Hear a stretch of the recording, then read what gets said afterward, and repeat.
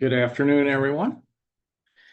My name is John Meyer, and I am going to be leading today's webinar. As I have in many times past, I will remind everyone that as I get talking about longevity, I will be watching a question and answer box. So if you have a question, feel free to put it in. There is on your toolbar, there is a Q&A there. Feel free to put it in. I'll be watching and I can answer what I can. If there's something very specific to your situation, I may suggest I just get back to you offline, but we'll deal with that if it comes up. Secondly, I want to remind everyone that since our lawyers can't be here, they wanted me to make sure I gave you a little extra writing from them to remind you that everything we talk about here is not meant to be specific advice. So please work accordingly with your advisors to deal with all the fun topics we're going to talk about today. As I said, my name is John Meyer. I head up the wealth management side for BGM. BGM, of course, is made up of a lot of different things. And so if you want to talk anything from taxes to trust services to wealth to mergers and acquisitions to anything, basically, we seem to be able to do it nowadays. So happy to talk about any of that if anyone on this call wants to. And with that, I'm going to jump into our topic for the day. Today, we're going to talk about longevity. I love this topic. I love speaking on it in general because I think, in general, what I'd say is our industry is really good at talking about savings, but they're really not good about talking about spending. And it's a flipping the switch kind of moment. So today, I want to spend a lot of time on thinking about this very differently than maybe we've talked about in the past. So I want to talk about longevity planning. And within that, what actually is going on with the trade-off of health, wealth, and time. And I'll finally end with a couple of ideas that hopefully you can take with you to implement some things. So as I get going here, I want to first talk about what longevity is not, because this is a confusing word sometimes for people. Longevity is not about living forever. I would argue, actually, and I do have a slide on this down the road, that longevity should be more about living an extremely high functioning, fulfilling life until the last second, at which point you just simply fall over and die. If it were about living forever, you could probably live a lot longer, but you wouldn't be very healthy, maybe, and that would not be as fun. So I will talk about this a little bit more, but I do want to start with that. Longevity planning is not about living forever. It's all about the quality of the life and how you live it well. And so that's where I want to start focusing a little bit. And when I think about it like a triangle. There's a balance between health, wealth, and time. Now you can throw this balance off very easily. If you look at it from this perspective, throwing it off could be that you have more wealth and you accumulate more wealth. In the accumulation of wealth, however, what ends up happening for most people is they spend more time building wealth, which means they spend less time on their health and less time enjoying their life. That can sometimes end up in the most egregious scenarios as with less time with their children or their grandchildren. It could mean strained relationships, but sometimes it's just less time enjoying life.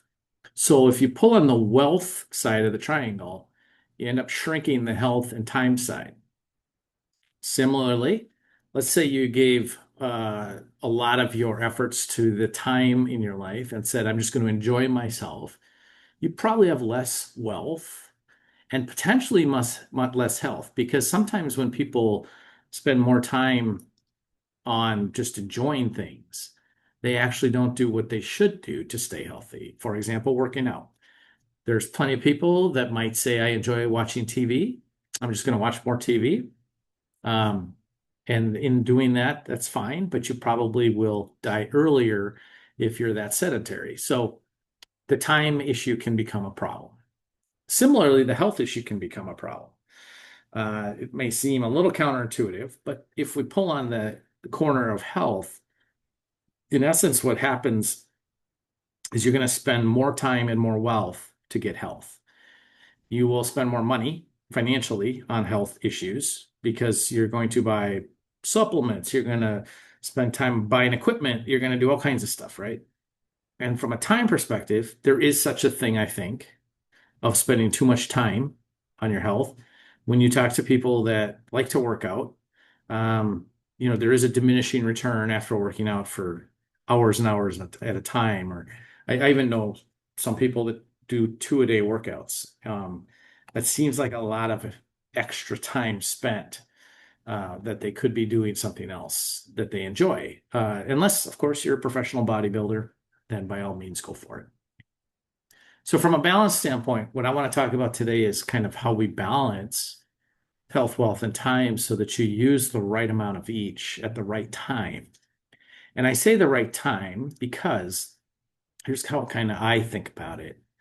A life well planned really is about understanding that on this journey, you're going to have things peak at different times. I'm going to jump into this a little bit here in a few slides. But basically, from a peaking standpoint, everything peaks different. Health peaks early. For the most part, we're going to peak in our health terms in our early to mid 20s for most people. Time starts to peak a little bit down the path. Time peaks, though, typically what I would say is in conjunction with health, in that we have the amount of time we need to do things while healthy. If you think about it at later in life, if your health starts to go, most likely your time is becoming more limited. So there is a definite point where time peaks. Again, I'll talk about this more in a little bit. And then the wealth peaks latest in life. For most people, wealth peaks probably in their 80s. But from that standpoint, it tends to peak differently. And so as we're on this journey, I think that's what I like to vision this as, is mountain peaks and when different things are peaking at different times. Let's jump into health. So in the triangle, health is my first question always, because at the end of the day, if your health is bad, everything else is bad. It's that simple. It is the foundation for longevity. And so what I want you to think about when you think about how do I go about my health side of life is this concept of medicine 3.0 versus medicine 2.0. If you think about where we're at on this graph, it's very easy, hopefully, to understand. If you have a health span that, is 100%, you're 100% healthy.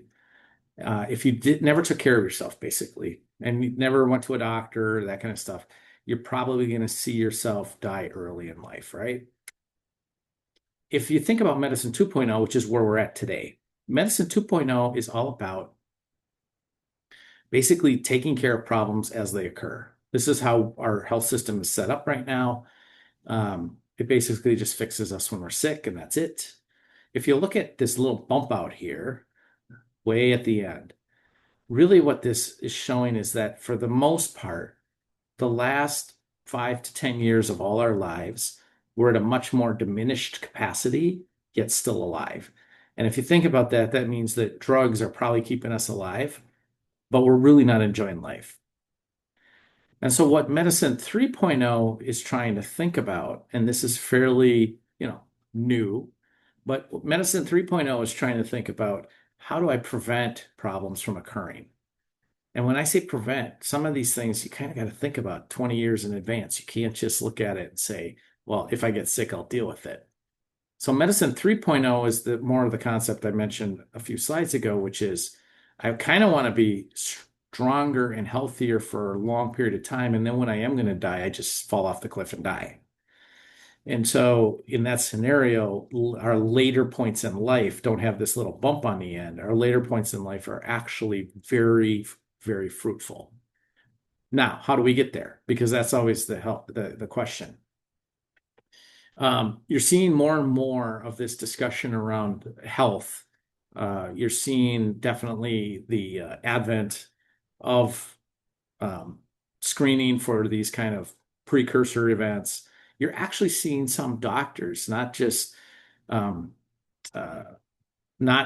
not MDs, I should say, MDs who are actually going into this too. So that's where I think we got to start thinking about, well, what's going on? Because nutrition, not your diet, but your actual nutrition is what we have to worry about. If we do these tests and we find that we're short on something, then maybe we can help ourselves and not have to deal with it for 20, 30 years. Secondly, I think of the physical side of this as the centenarian decathlon. Um, that was in the book Outlive, by the way. But if you think about what he was talking about in that book, it's really about the fact that if you wait till the end, it's too late. And so his perspective was, I want to start preparing for what I want, how I want to live when I'm at a certain age. As an example, let's pretend, well, I don't even have to pretend. I love to travel. One thing I've seen when traveling is that a lot of people that are walking the airports and walking around doing tours and stuff actually have a problem with their balance. They have a problem, in my opinion, in just walking long periods of time. They may fall over a little bit or lack balance. They can't lift their suitcase above their head to put it into a space in the airplane. So I paid attention to that, and I've thought that's not where I want to end up. So I actually now, from a physical fitness standpoint, have spent much more time doing little things like some Bulgarian split squats and certain shoulder exercises above my head and things like that, because I look at it and I think 15 years, 20 years down the road, I still want to be able to do those things. And the only way to make sure you can still do those things is to never have the muscle atrophy. And so you have to start doing those things early. And that's what he talked about in that book, is this idea of pick what you want to do down the road. And it could be as simple as, I want to be able to carry 2 bags of groceries 300 feet from my car to my house.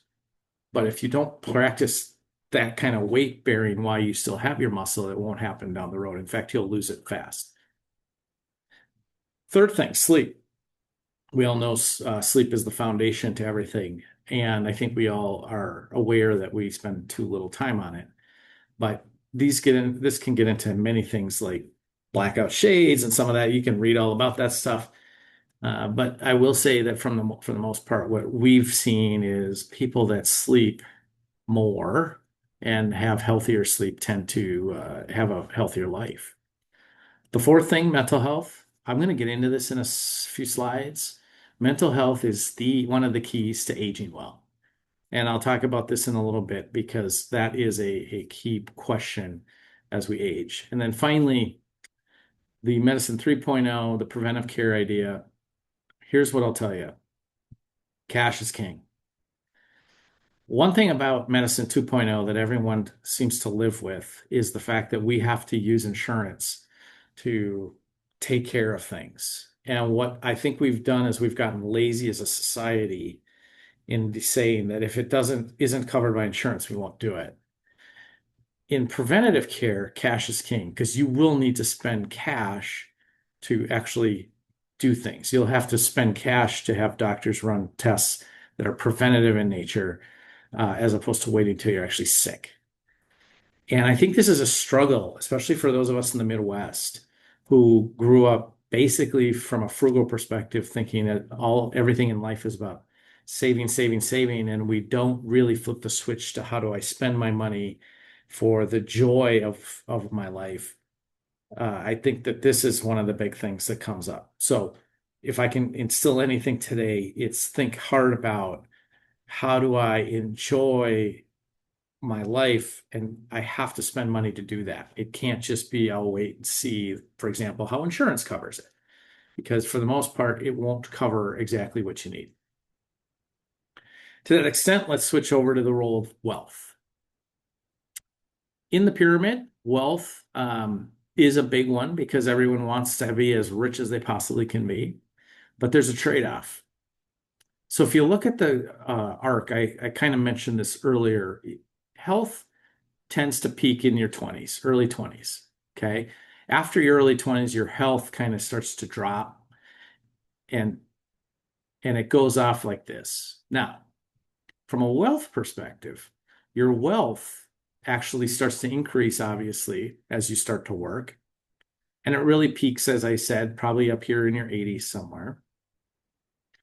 But what's interesting about that is that where they cross is really the optimal point. And if you think about where they cross, just so we're clear on this, maybe my graph's a little bit off here, but they cross around age 52. So really what that says is in our early 50s is when we have the most um, health still available to do what we want to do, but we also have enough wealth that we can do those things.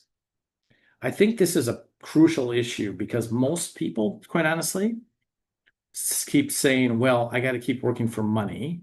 And so what they do is they keep pushing out. But by the time they get out here and say, I'll retire at 60 or 65, their health has dropped to a point where they can't do some of those things anymore. I always think of it as the standpoint from the standpoint of if I want to hike Machu Picchu, can I hike Machu Picchu better when I'm 52, or should I wait till I'm 62? So that's kind of how I would frame it is what can you do today that you might not be able to do 5 years down the road or 3 years down the road? That's what you should be doing and kind of frame it up in that way. So to me, this health and wealth graph is a big deal. I'm going to come back to it in a little bit too on a different slide. But I want you to think about your 50s as your optimal time. If you're already past that, and there's plenty of people that probably are past that on this call, it's not that things are done. It's that you have to look at, okay, what can I do 5 years from now that I should probably do right now and do those things, especially if you want to do those things with kids, grandkids, that kind of stuff. I think too many people push off way too long and die with way too much money. Now, from an accumulation versus a decumulation perspective, where this comes into play is really if you're younger, especially, you should be thinking about this. For many people on this call, it might be, hey, talk to your kids and grandkids about this. But in an ideal world, we would get to a point whenever we decide we want to, quote unquote, retire, we want to have a 50-50 ratio where half our money is in, the 401k IRA world, and the other half is in just a brokerage account, cash, maybe HSAs, maybe a Roth, but areas that are less taxed.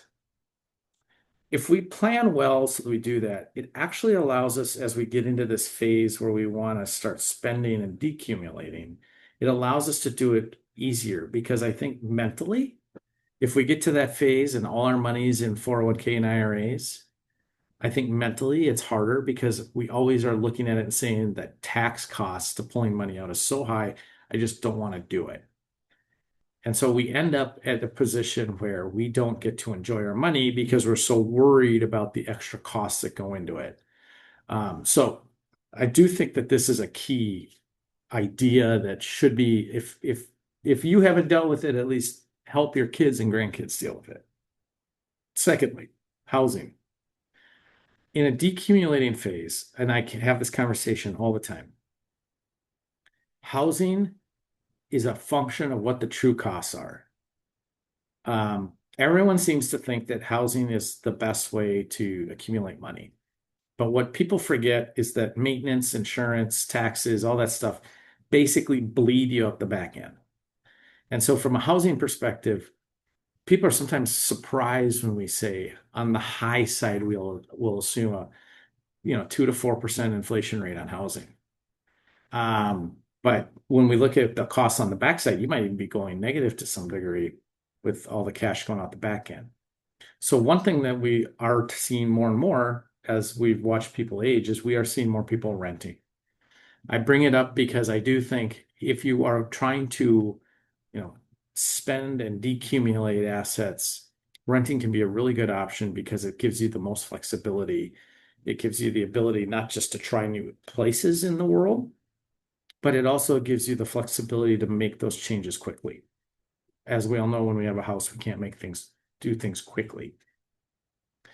Last thing to comment on housing, and I'm going to say this because everyone's estate plan has it in there, Your kids don't want your house for the most part. We're even seeing more and more kids, if parents are willing to have the conversation, say to mom and dad, I don't even want the cabin, the family cabin anymore. I don't want, the next generation doesn't want our possessions the way we did. And as that happens, I just want to bring it up because so many people aren't really having that conversation with their kids. Third thing is legacy when it comes to wealth. And what I want to point out here is not just leaving money, but it's actually how do we help the people we love most? And what I'm going to posit here is that you should be helping them when they're 25 to 40. When people inherit money later in life, the answer is they've already gone through life and had all the hardship. They would have loved to have had help when they had the hardship, but now you gave them a huge pile of money when they're 60 because you're just passed away late, right? At 60, no one cares. Most people have a lot of the money they need saved. So it's probably not materially going to help them. But it really would have been helpful when they had a kid or trying to pay for a private school or needed a new house. That's when they really needed it. So I want to just bring that up as a different way to think about it. Because we used to only tell people, be careful, you don't want to spoil your children. And I think what you tend to see more and more is, yeah, but it's enjoyable to be a generous person and to see our children thrive. We don't have to give them everything, but we can definitely help them thrive. And then finally, the estate planning side to wealth.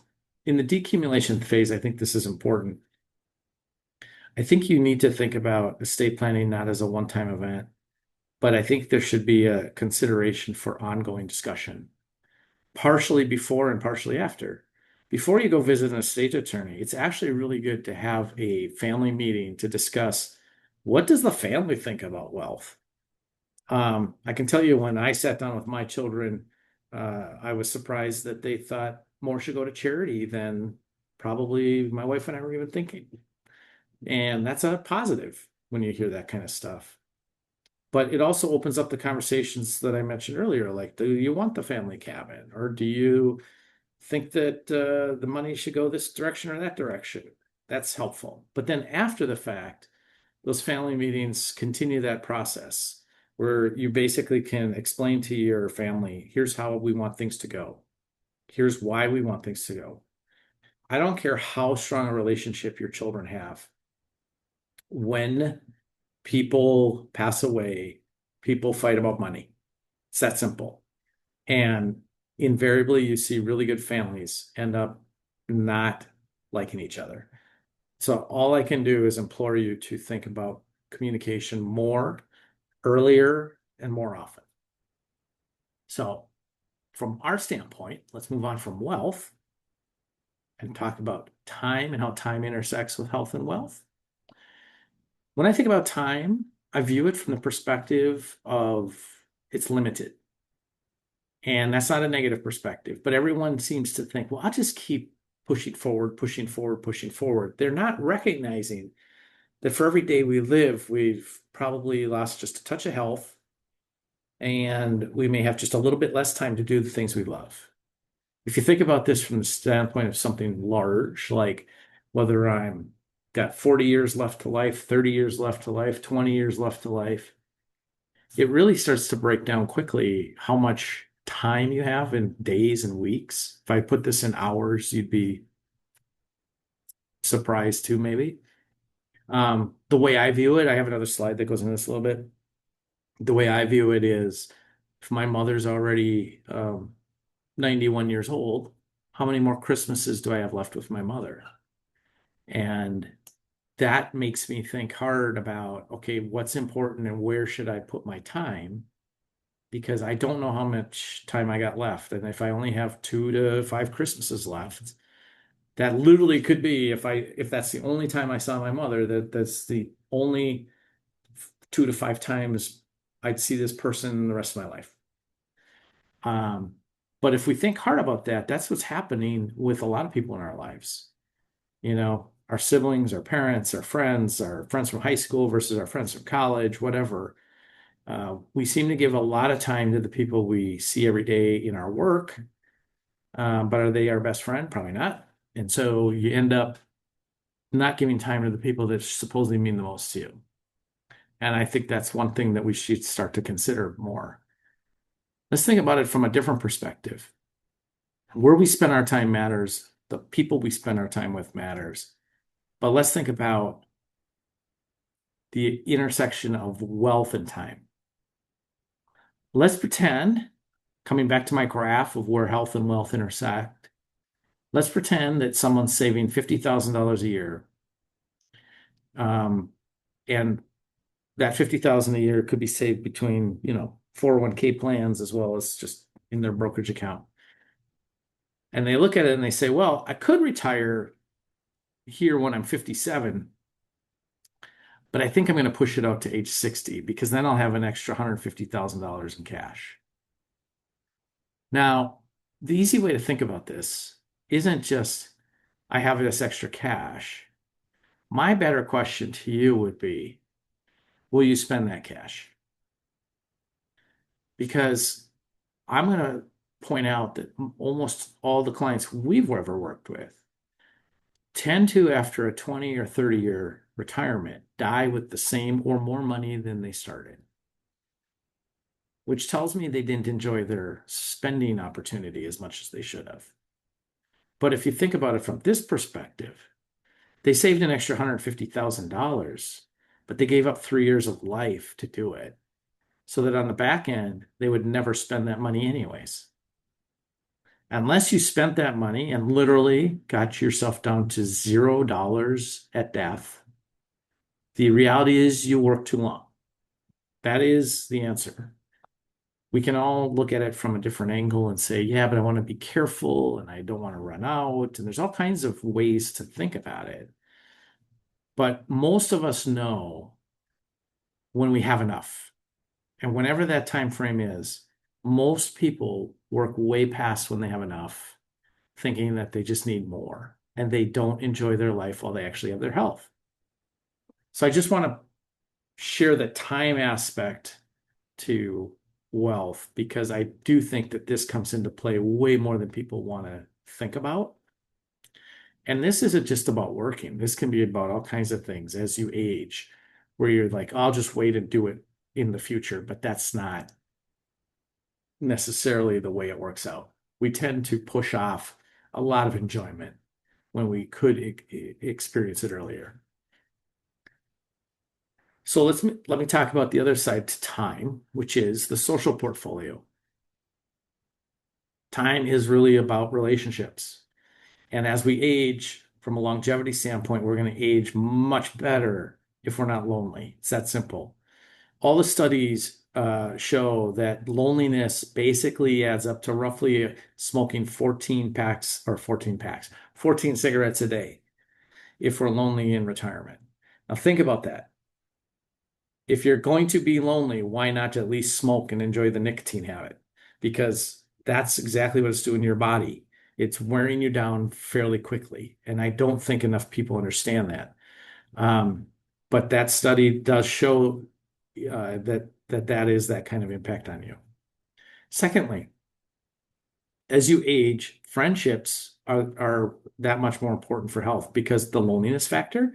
But what surprises some people, I'll get into this in a little bit, is that we need a lot more people in our lives as we age than we think. And the hard number based on studies is 150. I'll touch upon that in a second. Third, is the point I already made, which is look at time as a finite answer to the people we care about most and view it as how many more times could I potentially see this person? I think it forces us all to maybe get in touch with people a little bit more often. Now, let's talk a little bit about the social portfolio of friends. As I mentioned, there should be roughly, according to the studies, and you can go to MIT Age Lab, which is sourced at the bottom of the slide if you want to read more about some of this stuff. But basically what they're showing is that we need 150 people in our lives at all times, especially as we age. Now that 150 does not need to be the best friends. It could be that the bullseye of that circle is literally one or two friends, your closest friends. And then the next ring out could be 4 or 5 people that you're, fairly close with. And then as you go out from that, it could be that the next 20 people are the people that are on your block and whatever. And then after that, it might be the barista and the person at Target you see every time you go in. 150 people simply means you have social interaction and you feel grounded in your community. That's what that means. And so I don't want you to be scared by the number.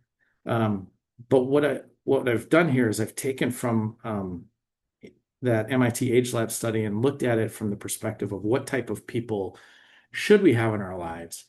And it comes down to these 4 types. So you're going to need people of utility you see during routine activity. I mean, to be fair, the person you see at the health club every day who might spot for you once in a while could be that person.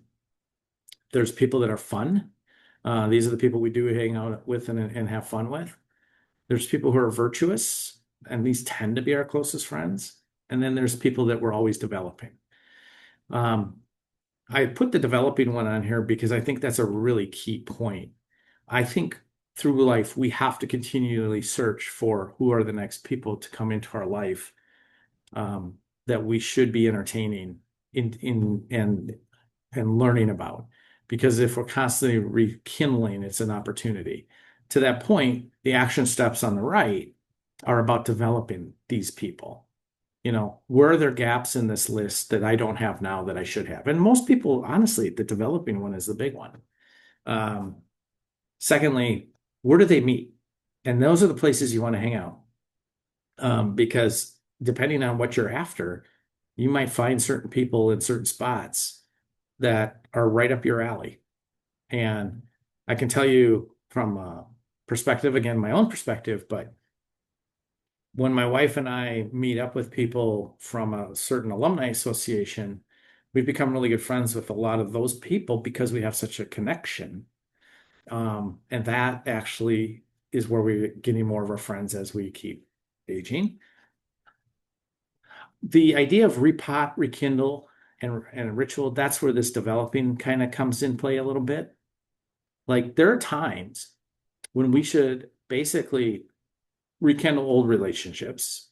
Sure, as we all know, friends come and go, but they come back sometimes. But also repot. There are times that we can look at a friend in one area, someone who we think is really fun, who we enjoy hanging out with, that all of a sudden we're like, hey, would you want to go with me to the health club and spot me every day? Because I know you like to work out too. And all of a sudden you repot them into another part of your life. This is the people that I see as they age do this well, repotting becomes a very interesting opportunity for them. So I'll just leave it at that with this slide. I just want to bring up the different kinds of opportunities that people have to meet new people. Now, as we go forward, the idea of health and time comes into play with cash. I mentioned this already, but as I get towards the end of my slides, before I answer any questions, I want to jump into this a little bit as to what are some opportunities and how should we think about this. Cash gives us the opportunity to buy health and time. From a standpoint of the general idea that people say, I want to stay put in my house. I don't want to have to move, or I don't want to change too many things. Here are some of the things that we have to start thinking about. And what I'd even argue, some things we kind of got to get over. For example, there are people I know that we've had this conversation with where we've said it's probably not safe for you to drive a car anymore. But they don't want to leave their house. That's fine. With the invention of Uber and everything else, go for it. But you got to get over the idea that it's going to cost you money to buy an Uber. In the scenario that I just mentioned, we help them sell their car. They have enough money from that sale to pay for Uber probably for the next 10 years. So it shouldn't be a hang up that you need to spend money to enjoy where you're at. Secondly, I'd say the same, as much as I hate to say this because it's expensive about DoorDash and Instacart and some of that stuff. but use those things.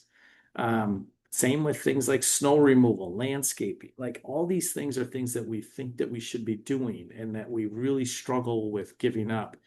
But if they're really holding us back from enjoying where we're at, we should probably think about that stuff. By the way, I threw elevators on there because a client of ours stayed in their house a lot longer because they put an elevator in, and it was interesting. It's not cheap, but I was like, wow, that actually worked really well.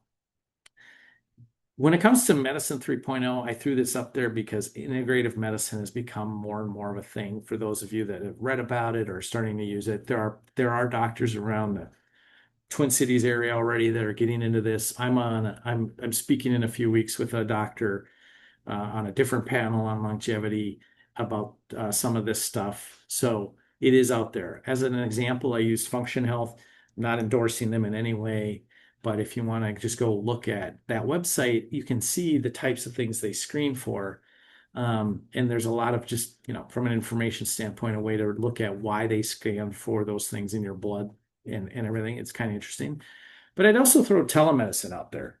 I think too many of us are not um, using telemedicine anymore. I've even noticed, like if I'm busy in my day and something happens and I'm like, I don't have time to get to the doctor, that's not an excuse anymore. I can get a telemedicine appointment and be on and off a call in 10 minutes. It's like super simple.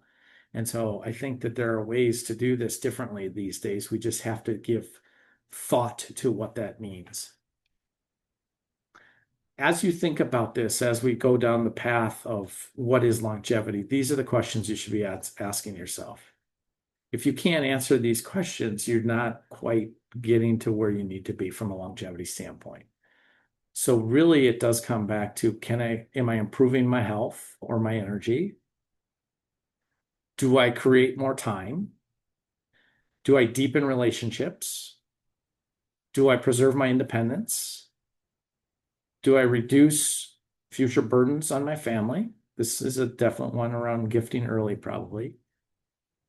And can I use my money while it matters? Again, I'm going to go back to so many people pass with so much money and they didn't enjoy life. I'll leave you with a couple of resources if you want to go read a little bit more about some of this stuff. I love these resources. MIT Age Lab, I've seen them speak at many events, actually. They're really good. But even Die with Zero, Bill Perkins does a great job talking about how we should spend money as opposed to saving it. And then Arthur Brooks is really an interesting perspective on going from strength to strength, where instead of thinking about I'm leaving something behind and I don't have anything to go to, it's about, okay, I had a strength. It's time to jump to my next strength, whatever that might be. For some, it might be charity, but for others, it might be all kinds of things. So I do encourage you to take a look at those. They're very interesting. I'm going to answer a question as I wrap it up. The question is, I've recently been advised to engage. Okay. This is actually, I'm going to read this question. I'm going to summarize this question because it could be read two different ways. And if I don't answer it correctly, feel free to reach out. This person they don't have any children and no relatives close by. And so they've been advised to engage in a professional medical power of attorney and professional executor. Okay. You can look at this as one of two answers. One answer could be most people think about this as I will, in my estate documents, name someone or a corporation as a professional trustee to take over for things when I die or if incapacitated. Or you could read this question as I want someone to step in right now while I'm alive and healthy to help me do these things. Both of those scenarios can have good outcomes because there are some people out there or some professionals out there who will operate as your medical power of attorney and everything while you're alive. They are hard to find, I will say that. And you do need to do a lot of due diligence, but they do exist. And so for people that want that, if you don't have children or loved ones that are willing to step in, that does exist. I don't have a hard recommendation on something like that. I'd be happy to talk offline more. But it does exist. And I think anytime we address that stuff earlier as opposed to later, it's a good thing. That's, I guess, all I can say. So happy to chat offline again.